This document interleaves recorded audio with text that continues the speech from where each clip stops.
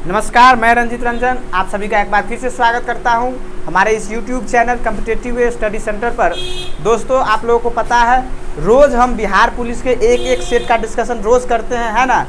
सारे जो क्लास में हमारे स्टूडेंट को प्रॉब्लम होता है, जो क्वेश्चन, वो सारा क्वेश्चन आप लोगों के लिए लेकर आते हैं, ताकि आप लोग भी देखिए स्टूडेंट को कैसा कैसा क्वेश्चन प्रॉब्लम होता है ना। ये सब क्वेश्चन 2020 में पूछा गया। अभी 2020 में जो बिहार पुलिस का सेट आया था, एग्जाम हुआ था, उसके बाद जो आया था प्रीवियस ईयर का क्वेश्चन, वही सेट का डिस्कशन करवाते हैं। एक एक करके सब कराएंगे, पहले मैथ, फिर जीके, फिर हिंदी, फिर इंग्लिश, ऐसे करके चलेगा। ठीक है, लंबा क्लास होता है लेकिन फुल डिस्कशन आपको मिलेगा, इसीलिए क्लास में बने रहिएगा लास्ट तक। ठीक है, चलिए शुरुआत करते हैं। पहले मैथ सेक्शन से लेते हैं क्योंकि इसमें थोड़ा कम क्वेश्चन है, उसके बाद फिर जीके, फिर हिंदी, फिर इंग्लिश। ठीक है, चलिए आप लोग भी कॉपी पे निकाल लीजिए। देखिए 2 क्लास हुआ है इसमें, आप लोग भी जाकर देख सकते हैं, डिस्क्रिप्शन में लिंक दिया हुआ है। आज तीसरा क्लास होगा, है ना। तीसरा सेट का क्या है क्वेश्चन। पहला क्वेश्चन देखिए, कह रहा है कि एक किताब का अंकित मूल्य 800 रुपया है, 2 क्रमागत छूट के पश्चात 612 रुपया में बेचा जाता है। प्रथम छूट 10% है, तो द्वितीय छूट क्या होगा। क्रमागत छूट के बारे में पता है नहीं।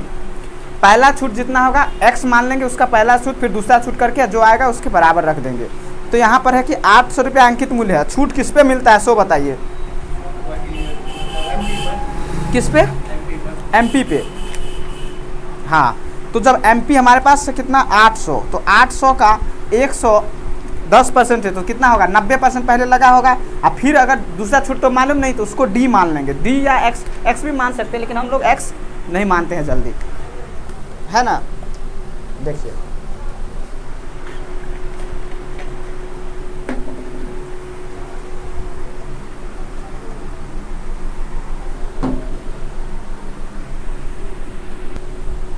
क्या कहा कि 800 रुपया आपका एमपी है, डिस्काउंट एमपी पर होगा, सबको पता है ना। तो 800 पहला डिस्काउंट आपका 10% है, इसका मतलब सर 10 घटेगा तो कितना आएगा 90, इतना लगा होगा। अब दूसरा डिस्काउंट जो है वो पता नहीं है, तो 100 में से नहीं घटाते हैं, मान लीजिए डी, यही घटा होगा। ये जो 2 छूट मिलने के बाद आपका जो पैसा बना है वो कितना बना है 612 रुपया, बस हो गया। यहाँ से इसको हल करेंगे तो क्या आ जाएगा, डी का वैल्यू आ जाएगा।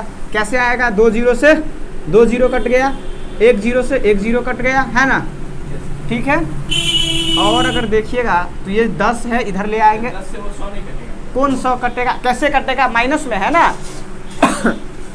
100 और डी के बीच माइनस है तो नहीं कटेगा। 8 कटेगा, 8 से देखिए कटेगा, ये 8 सत्ते 56, है ना। 5 नहीं, 9 से कटेगा, अभी 8 से नहीं कटेगा, इसको कटे 4, इधर 5, है ना।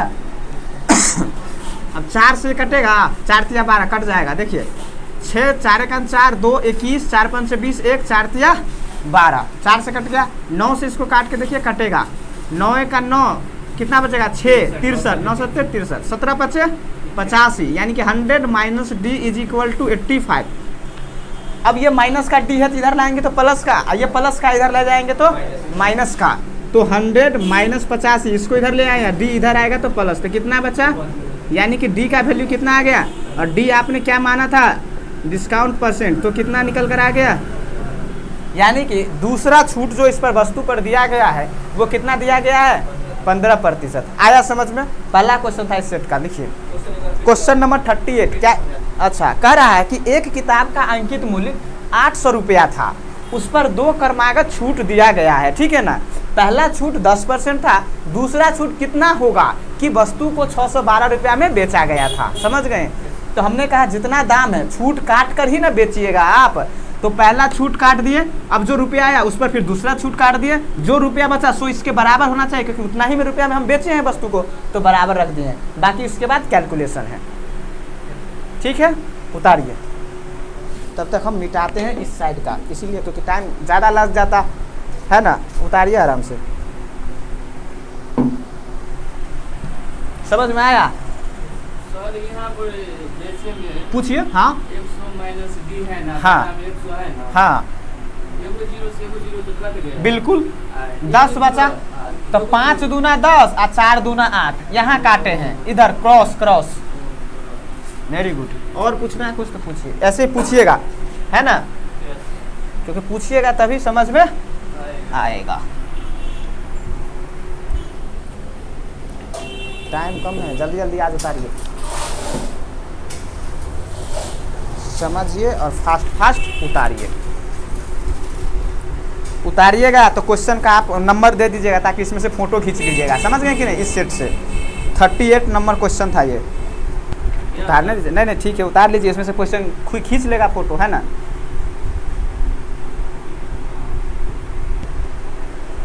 बच्चा तो गजब का है ये है ही। आपको क्या लगता है रसगुल्ला के चक्कर में ज़्यादा रहता है समझ गए कि नहीं। रसगुल्ला के चक्कर में जो रहा वो जो है कि रेगुलर नहीं रह पाएगा भाई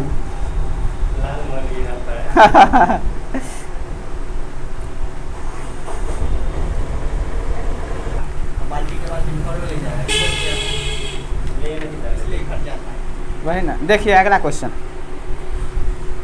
कह रहा है कि एक बेईमान दुकानदार अपने माल को क्रय मूल्य पर बेचने की घोषणा करता है, किंतु वह 1 किलोग्राम के स्थान पर 900 ग्राम वाट का प्रयोग करता है, भार का प्रयोग करता है।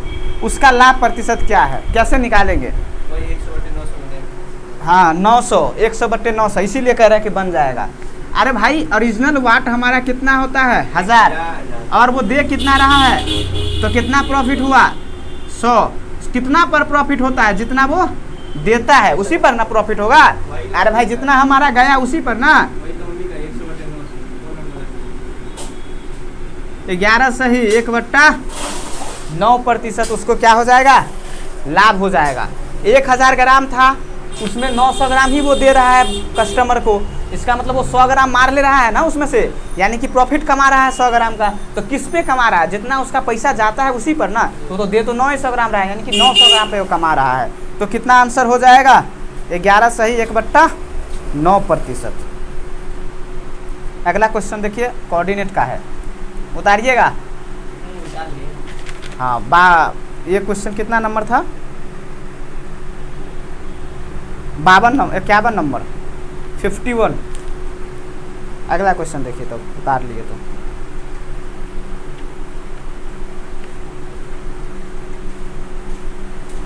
कह रहा है कि अगला क्वेश्चन, यदि बिंदु x, 3 और 5, 7 के बीच की दूरी 5 हो तो x का मान बताइए।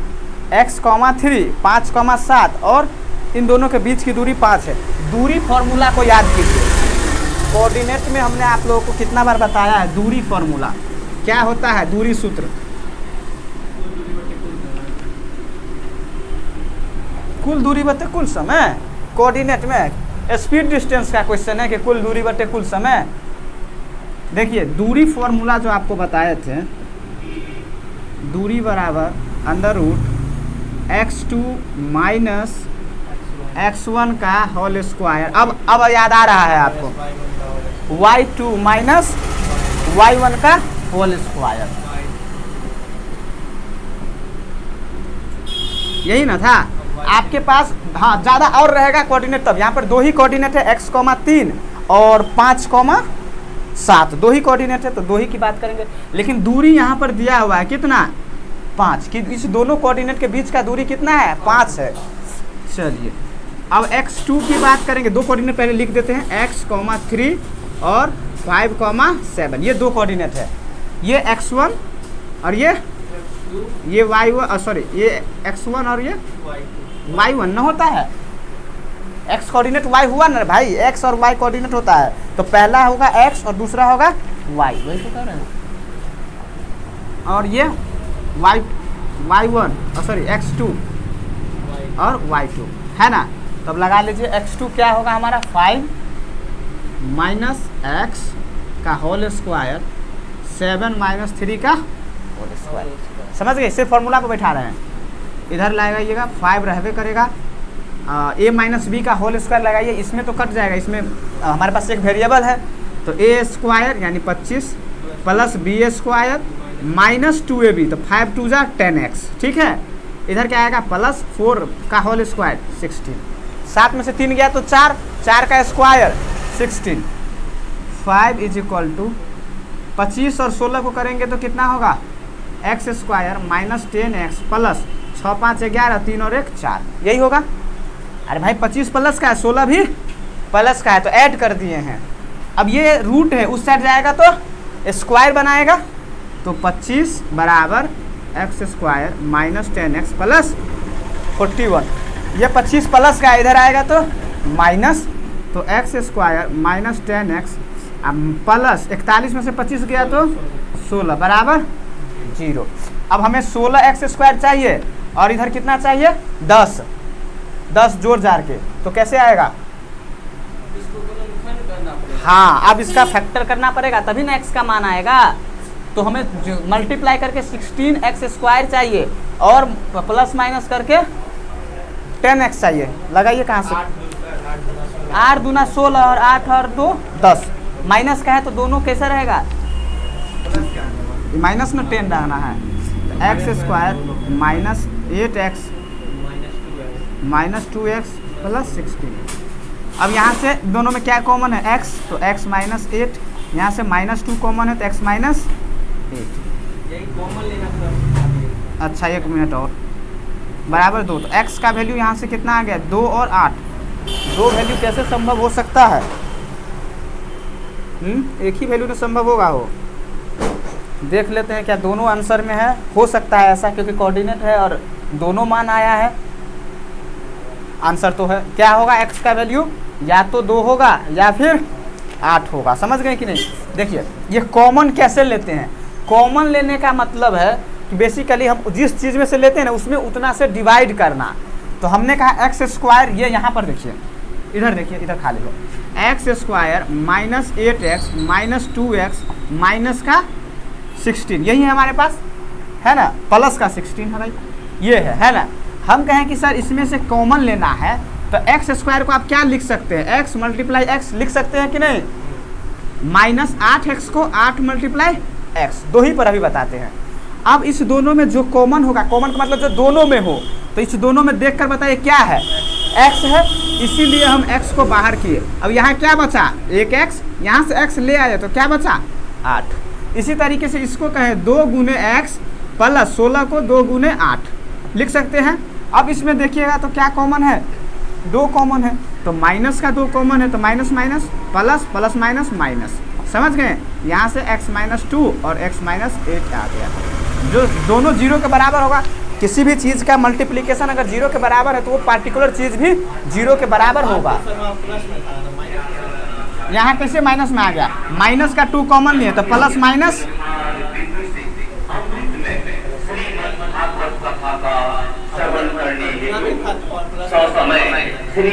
क्या?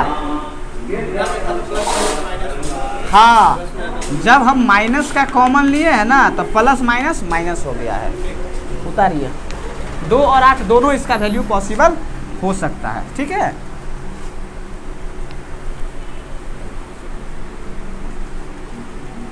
क्वेश्चन नंबर 62 था, 62।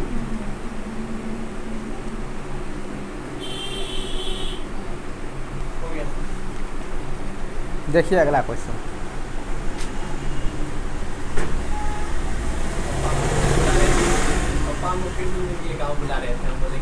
है ना, खाली कहे ना, जो उतना रेगुलर नहीं रहिएगा तो कुछ नहीं होगा। हाँ, क्या रेगुलर रहिएगा तभी होगा, नहीं तो कितना कितना छोड़िएगा, कितना पढ़िएगा? छोड़ते रहिए, पढ़ते रहिए। कोई बात नहीं, उतारिए। x का मान 2 भी हो सकता है और 8 भी हो सकता है ना? कैसे आया सो पता चला? ये दोनों 0 के बराबर है तो x माइनस 2 इक्वल टू 0, तो x बराबर 2। वैसे ही अगला क्वेश्चन देखिए।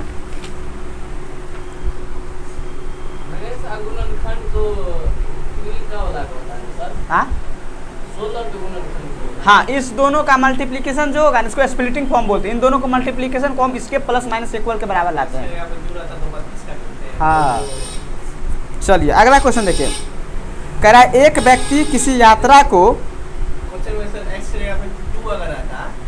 यहाँ पे और यहाँ 16 इधर, तो 16 दूना 32x स्क्वायर करते। सर कभी भी गुणनखंड में ये होता है, इतना भी जैसे x की जगह रहेगा, मान लीजिए 16, हाँ, मान लीजिए 16, हाँ, इनमें है 800, तो 800 का होगा ना? तब होगा नहीं, 16 85 होता है तो 800 को कर लेंगे, 100 के इक्वल में रखेंगे, होगा काहे नहीं? समझ गए?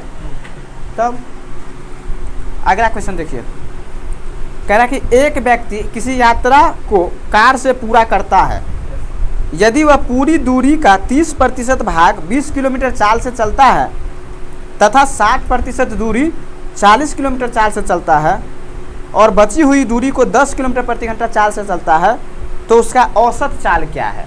औसत चाल मतलब समझे, कुल दूरी बट्टे कुल समय, ये आपको निकालना है। और इसके लिए सर पहले हमें कुल दूरी चाहिए, उसके बाद में कुल समय चाहिए। यहाँ पर तो सिर्फ हमें स्पीड दिया है और परसेंटेज में डिस्टेंस दिया हुआ है, कितना परसेंट चलेंगे इस स्पीड से और इतना परसेंट इस स्पीड से। तो एक बात आपको पता है, टाइम चाहिए ना, तो टाइम इज इक्वल टू क्या होता है? टाइम इज इक्वल टू होता है डिस्टेंस अपॉन स्पीड। कैसे बातें कर रहे हैं? हाँ, स्पीड बराबर डिस्टेंस, डिस्टेंस बराबर स्पीड गुना टाइम, ये फॉर्मूला लिखाए होंगे। तो इसी से तो ये सब बनता है ना। अभी टाइम चाहिए तो हम अभी टाइम का फॉर्मूला लिखे हैं, समझ गए? चलिए, तो अब आप बताइए कुल दूरी आपका पता है? नहीं पता है तो हम लेट कर लेंगे, यानी कि मान लेंगे कि कुल दूरी जो है वो कितना है? 100। ऐसा क्यों मान रहे हैं? कितना बार बताए हैं? परसेंटेज में है भाई, 30% दूरी चल रहे हैं, 60% चल रहे हैं, है ना, इसीलिए। अब पहली बार में आप 30% दूरी चले हैं, कितने किलोमीटर की रफ्तार से? 20 की रफ्तार से। तो 100 का 30% कितना होगा? 30। तो पहली बार में आप 20 के रफ्तार से चले तो कितना टाइम लग गया आपको? 3/2 आवर्स, है ना। दूसरी बार में अगर बात करेंगे तो 60% चले हैं तो 100 का 60 कितना होगा? 60 ही होगा। 40 के रफ्तार से चले हैं तो इसको भी कितना लगेगा? हाँ, 3/2, ये भी लगेगा कि नहीं? 60 चले हैं 40 के रफ्तार से। अब बचा कितना? 100 आपने दूरी माना है, 30 यहाँ चले, 60 यहाँ चले, तो अब कितना बचा? 10। और ये चल रहे हैं आप 10 के रफ्तार से, तो कितना टाइम लगेगा? अब सब टाइम निकल कर आ गया, यही ना 10%। हाँ, अब टोटल टाइम कितना हो गया? हाँ, नहीं 10% नहीं बोला, बोला शेष दूरी 10 किलोमीटर की रफ्तार से। तो 30 और 60 90 हमने चल चुके हैं, 10 किलोमीटर बचा है, 10 की रफ्तार से चलेंगे तो 1 घंटा और लगेगा। तो टोटल टाइम की बात करिए, अब कितना आ गया? तो 3/2 प्लस 3/2 प्लस 1, LCM 2 हो जाएगा। तो 3 + 3 6 + 2 8/2, यानी कि 4 घंटा आपके पास टोटल समय आ गया। और टोटल दूरी आपने कितना माना हुआ है? 100। तो एवरेज स्पीड बराबर क्या होता है सर? टोटल डिस्टेंस बट्टे टोटल टाइम। तो टोटल डिस्टेंस कितना है और टोटल टाइम कितना निकल कर आया है? तो कितना किलोमीटर प्रति आवर की रफ्तार आपका स्पीड हो गया? एवरेज स्पीड 25 किलोमीटर प्रति घंटा आपका निकल कर आ गया। समझ गए? आता है? नहीं समझ में आया? वही ना, सूत्र नहीं याद। स्पीड, मेन सूत्र ये है, distance is equal to speed into time. उसके बाद हम स्पीड निकालेंगे तो इसको इधर लाएंगे, टाइम निकालेंगे तो स्पीड को ले आएंगे। समझ गए कि नहीं? हाँ, बहुत आसान पूछता है, फॉर्मूला पे थोड़ा सा घुमाया। बिल्कुल, सेट का यही तो फायदा है जो सेट बैच में है उसको, क्योंकि सब टाइप का क्वेश्चन आएगा, कभी त्रिकोणमिति, कभी अलजेब्रा, कभी अर्थमेटिक, कभी कुछ सिंप्लीफिकेशन, है ना। सूत्र होगा, पता नहीं, होना तो चाहिए, पढ़ाए तो हैं ये सूत्र। अच्छा हाँ, सारे सूत्र है, नहीं है कि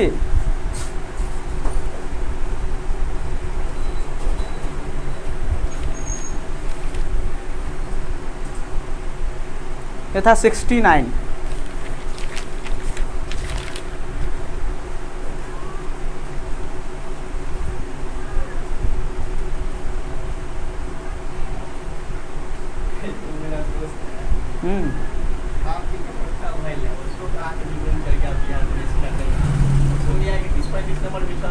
ओहो,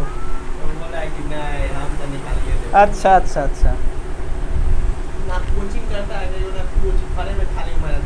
निकाल लेगा। पढ़ाई करता हूँ। पढ़ाई करता हूँ। कितना पढ़िएगा?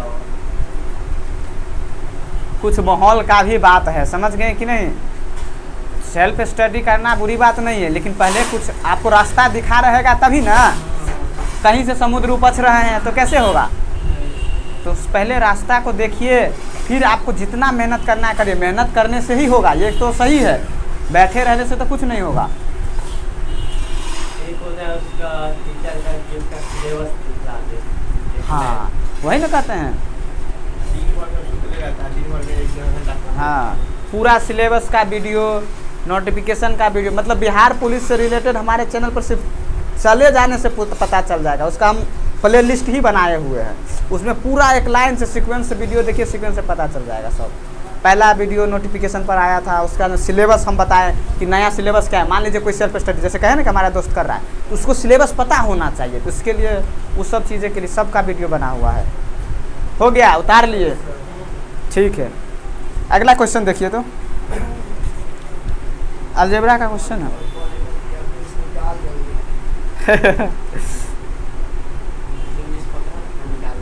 कहता है कि एक द्विघात समीकरण का मूल यदि m प्लस n तथा m माइनस n है तो वह द्विघात समीकरण क्या है।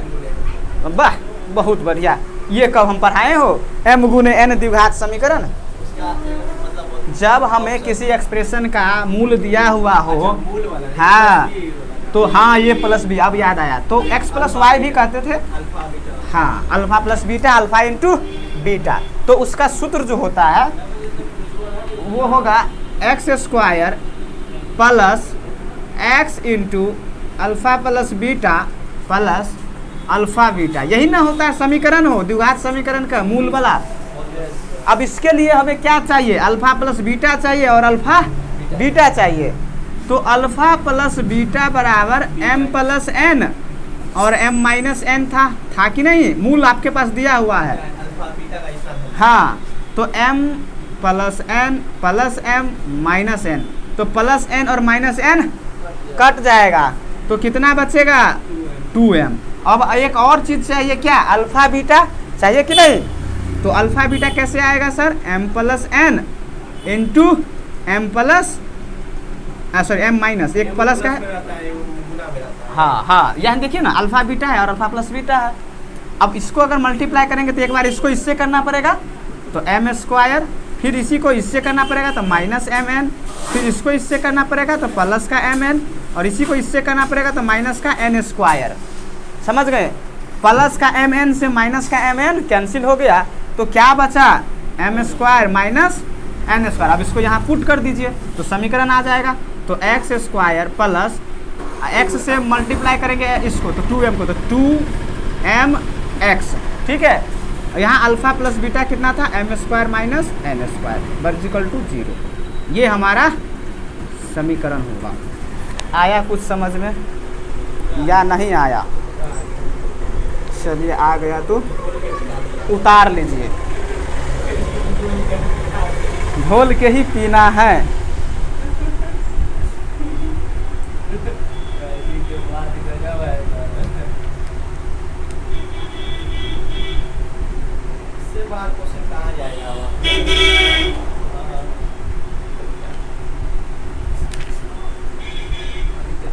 एक चीज़ यहाँ गलत लिख लिए हैं। यहाँ माइनस होता है फॉर्मूला में, एक्स स्क्वायर माइनस है ना, तो सिर्फ यहाँ पर क्या लग जाएगा, माइनस लग जाएगा। समझ गए कि नहीं, बस हो गया।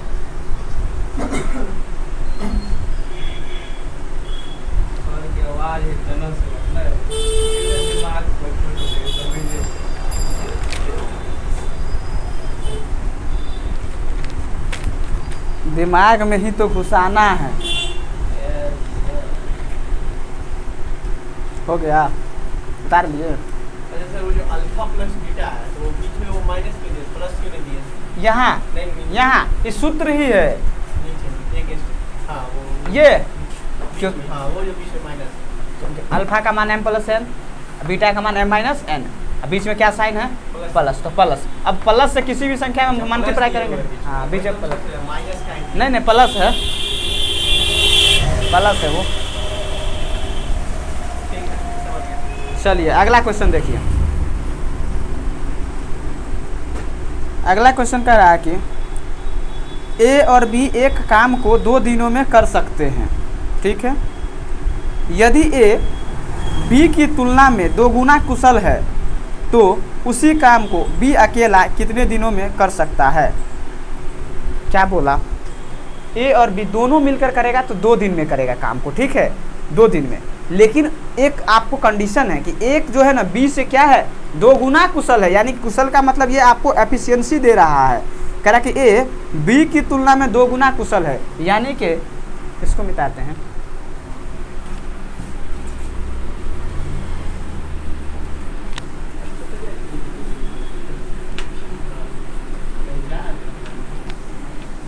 जा रहे थे तो देखें प्रसादी थोड़ा सा, है ना।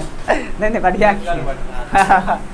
देखिए अभी जो हमारा कहा है क्वेश्चन कि एफिशिएंसी का रेशियो दिया हुआ, समझते चलिएगा। अगर कहीं पढ़े होइएगा तो ठीक है, नहीं तो ए और बी है हमारे पास, है ना। इसका एफिशिएंसी का रेशियो दिया कि बी से 2 गुना कुशल है, यानी बी अगर बी की क्षमता 1 होगा तो ए का कितना होना पड़ेगा 2। और हमने आपको बताया है कि एफिशिएंसी का उल्टा टाइम का रेशियो होता है। क्या ये हमने नहीं बताया है? बताए हैं, हिले ना, देखते रहिएगा, ठीक है ना। तो कितना होता है, उल्टा होता है, तो 1:2 हो जाएगा कि नहीं।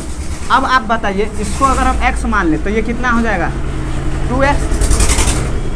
दोनों मिलकर कितना जो करता है, ए अब एक काम को करने में x और b कितना लेगा टाइम 2x, तो टोटल टाइम का टोटल वर्क कितना हो जाएगा, एलसीएम इन दोनों का, तो यहाँ पर 2 और यहाँ पर 1। तो अब बताइए 2x काम है और दोनों मिलकर करेगा तो कितना टाइम लगेगा, इतना ही टाइम लगेगा। लेकिन क्वेश्चन में इतना टाइम नहीं है, क्वेश्चन कहा है कि दोनों मिलकर जब करता है तो कितना टाइम लगता है, 2 टाइम लगता है भाई, यानी कि इसके बराबर होगा 2। तो 2x = 6, x = 3। अब आपसे पूछा है कि b कितना दिन में करेगा, तो b का देखकर बताइए कितना दिन में करता है 2x। तो b जो काम को करेगा 2x में, तो 2 × 3 यानी कि 6 दिन, यानी 6 दिन लगेगा बी को। कितना टाइम लगेगा, समझ में आया? बहुत आसान था। एफिशिएंसी दे दिया था, उल्टा कर दिए तो टाइम का रेशियो आ गया, और टाइम आ गया तो हम टाइम को टाइम के इक्वल कर दिए। टोटल वर्क अपॉन टाइम कर देंगे तो हमारा दिन का आ जाएगा, और दिन हमारा 2 दिया हुआ था। नहीं बहुत आसान है। तो ये अजीब क्या है, एफिशिएंसी का उल्टा। देखिए ये एफिशिएंसी था, इसका उल्टा किया तो टाइम का आ गया। तो हमने कहा अगर ये x करेगा तो ये 2x में करेगा कि नहीं। तो टोटल वर्क जो लाते हैं ना वो इन दोनों का एलसीएम लाते हैं। अब अगर 2x है और ये x की एफिशिएंसी से कर रहा है काम, तो इसको इस काम को समाप्त करने में 2 दिन लगेगा। ये 2x की एफिशिएंसी से करता है, 2x ही है तो 1 ही दिन में कर देगा। तो कहते हैं कि दोनों मिलकर कैसे करेगा, तो कहेगा सर आपका 2x और दोनों मिलकर, यानी ये 2 करेगा ये 1 करेगा, तो 2 और 1 3, तो दोनों मिलकर इतना टाइम में करेगा। लेकिन क्वेश्चन में कहा है कि 2 दिन में करता है, तो इसके इक्वल है 2 दिन। जब इसके इक्वल 2 दिन आया तो 2x बराबर 2 3 जा 6 आ गया, तो x बराबर 2 से भाग कर दिए तो 3 आ गया। b का पूछा है, b का 2x था तो 2 × 3 यानी कि 6 दिन हो गया। तो कुल काम हुआ ना सर 2x। हाँ कुल काम है 2x। तो एक दिन में 3 काम कर रहा है दोनों मिलकर। हाँ तो 2x को अगर 3 से डिवाइड कर दिए तो आ गया ना कितना दिन में काम करेगा। जैसे a 10 दिन में करता है, b 20 दिन में करता है, 60 काम है तो 20 के 10 का जब करते थे तो नहीं आता था टाइम। तो दोनों का टाइम आ गया और दोनों का टाइम यहाँ दिया हुआ है, तो टाइम को टाइम के इक्वल कर दिए।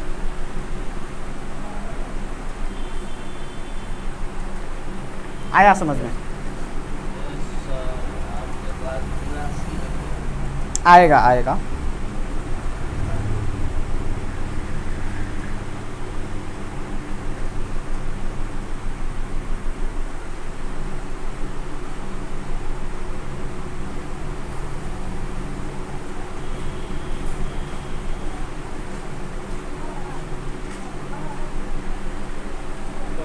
हो गया।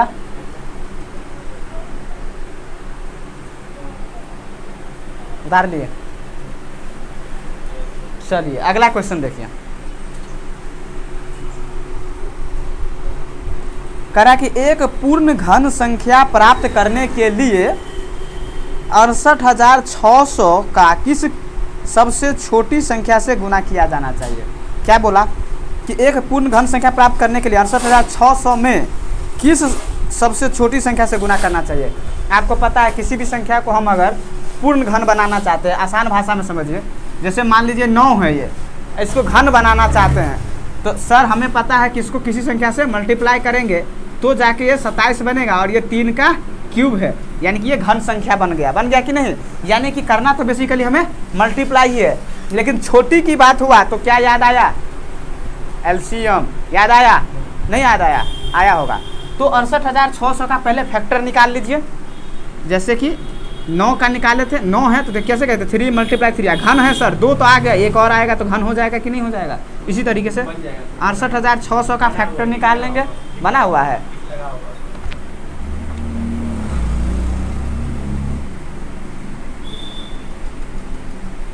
क्वेश्चन में भाग गया, हाँ लगा हुआ है, क्वेश्चन में नहीं लगा हुआ है। देखिए 2 से पहले करते हैं, क्यों सर, क्योंकि यहाँ 0 है, 5 से भी कर सकते हैं, लास्ट में 0 रहेगा तो 2 या 5 दोनों में से किसी से वो कट जाएगा, ठीक है ना। तो अब देखिए 3 दूना 6, 4 दूना 8, 3 दूना 6, ठीक है। फिर 2 से कटेगा, 2 1 2, 7 दूना 14, 2 1 2, 5 दूना 10। फिर 2 से कटेगा, 7 दूना 14, 8 दूना 16, कितना होगा, 8 दूना 16, 6 दूना 12, 2 दूना 4, 2 5 है ना। अब 5 से कटेगा क्योंकि लास्ट में 5 है, तो 5 1 5, 3, 7 5 35, 12, 5 दूना 10, 5 6 25। फिर 5 से कटेगा, 5 3 15, 0, 5 6 25 है ना। ओहो 5 3 15, और इसके बाद यहाँ बचा 2 तो 22, 5 चौका 20।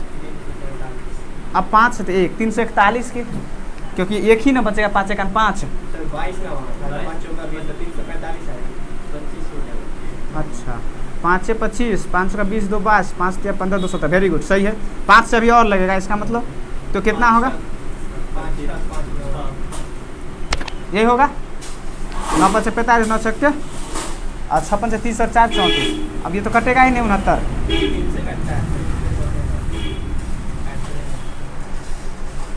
ये आएगा तो बहुत ही संख्या से गुना करना पड़ेगा। घन बनाने के लिए 2 3 लाना है, 2 23 लाना है ना, कहीं ना कहीं कुछ ना कुछ बहुत बड़ा गुना हो जाएगा। 9 × 23 बहुत बड़ा हो जाएगा।